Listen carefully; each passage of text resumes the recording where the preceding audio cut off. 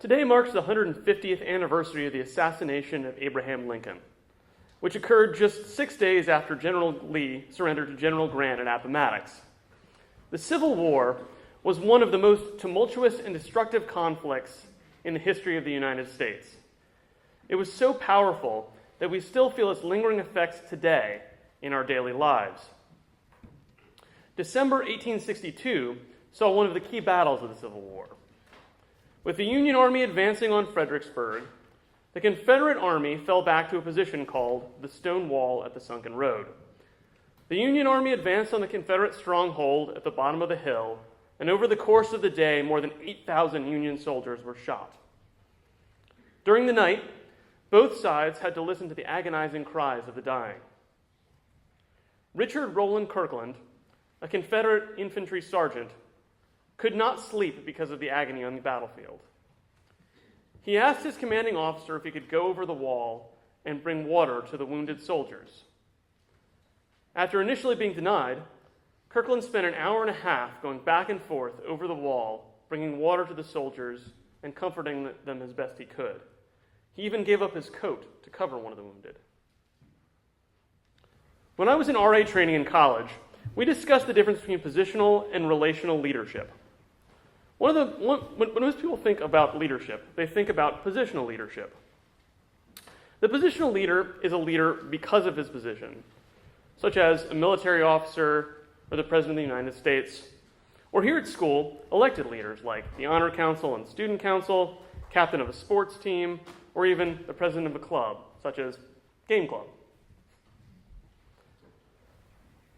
Let's recognize that just because somebody holds a leadership role or title doesn't make them a leader. The relational leader is a leader because of the way he or she interacts with other people, regardless of whether or not he or she holds a leadership position.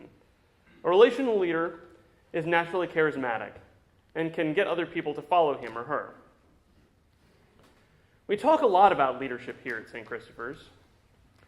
Leadership is such an important part of what we do here that we define leadership in our second century vision. The newest building on campus is titled the Luck Leadership Center, and we hired an assistant head who previously ran a successful leadership program. We even go so far as to say that all of our students should be leaders. Our definition of leadership, which I'm sure you all have memorized, is utilizing one's character, wisdom, and life skills to make a positive difference in the lives of others. This definition leaves a lot of room for interpretation. While we use the term leadership around here a lot, we don't spend a lot of time explicitly unpacking that term. Even within the school's definition of leadership, it's a very complicated term, and it can mean many different things depending on our situation and context. Traditional definitions of leadership can be problematic for a place like St. Christopher's that aspires to create leaders of all of our students. The simple truth is that not everyone can be a positional leader. If everyone was in a leadership position, who would follow? It is also not possible for everyone to be a charismatic relational leader who can influence people.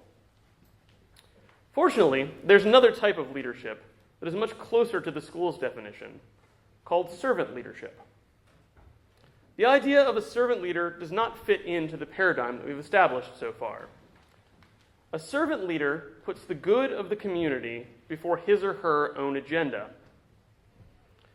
With the story of Richard Rowland Kirkland and the parable of the Good Samaritan, we have two strong examples of a servant leader. The Kirkland example is fairly self-explanatory.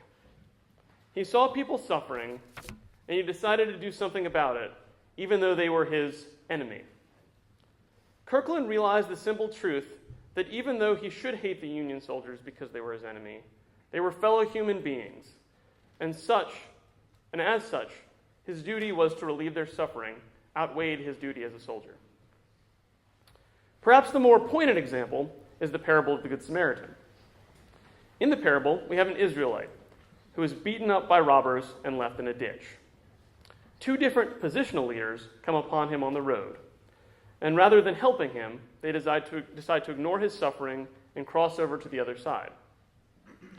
Priests and Levites are both leaders who serve the community of the Israelites by helping perform roles in the Jewish temple. So when these two leaders pass by the man lying in a ditch, they are shirking some basic responsibility that they have to care for their fellow Jews. In contrast, the Samaritan has more of a negative connection to the man in the ditch. Samaritans were the children of Israelites who married locals and were therefore looked on with disdain by the Jews. By all accounts, the Samaritans had many reasons to hate the Jews. Even so, this Samaritan came upon a Jew in the ditch and helped him out of compassion. Not only did the Samaritan save his life and bind his wounds, he took him to an inn and paid for him to be taken care of while he got better. The two leaders who were all but obligated to help the man in the ditch passed him by. But the man who didn't even like Jews not only took care of him, but paid for him to heal at an inn. Both of these examples show us that in order to be a true servant, we must look to help our fellow men, even when we don't consider them to be part of our community. Dr. Chamberlain was in tune to this idea of servant leadership, which can be seen in his famous quote, "We cannot all be scholars, but we can all be gentlemen." For Dr. Chamberlain, a gentleman is someone who is honorable and who does what is right, even when it's hard to do so. A gentleman focuses on what is best for the community instead of what is best for himself. Dr. Chamberlain knew that leadership wasn't all about being the best in the classroom or the athletic field. He knew that everyone could lead by being sensitive to the needs of the community and of their fellow men. Dr. Chamberlain himself practiced servant leadership in starting our school. Dr. Chamberlain was a history teacher and chaplain at the Gilman School in Baltimore when he was called upon by parents to go and start a boarding school in Richmond, Virginia in 1911. He took on a number of loans himself to raise the money needed to start the Chamberlain School. And in 1913, under the weight of the loans and the responsibility of running a school with less than ideal facilities, the original campus was on a small property over on Grove Avenue, Dr. Chamberlain decided to leave the school to teach history at Sweetbriar College. In response, the parents of the Chamberlain School agreed to take on some of the debt and begged Dr. Chamberlain to stay. Seeing the great need, he did, and steered the school through a move to our current campus in 1913 and the sale of the school to the Diocese of Virginia in 1920. Here we have two examples of Dr. Chamberlain being a servant leader. In starting the Chamberlain School, he saw a need, left a comfortable job at an established school to start his own, and took the financial burden on himself to do it. In deciding to stay at the Chamberlain School, he saw that he was still needed for the work of the school to continue, even though another path would have been easier for him. That is what servant leadership is all about. Choosing what is best for the community, even if it's not what is best for the leader. There's a lot of talk about leadership in society as a whole, as well as within our school. Most people think that leadership is just positional leadership. But not every person who holds a position is a leader. And holding a position is not the only way to lead. In order to truly be a leader, we need to take the needs of our fellow man into account when we make decisions, even when our fellow man is our enemy. At St. Christopher's, we follow in a great tradition of servant leadership begun by Dr. Chamberlain more than 100 years ago. We know that in order to lead, we must serve, and it is in our service that we become leaders. May we all have the opportunity to lead in our own way, for we can all be scholars. We can't all be scholars, but we can all be gentlemen.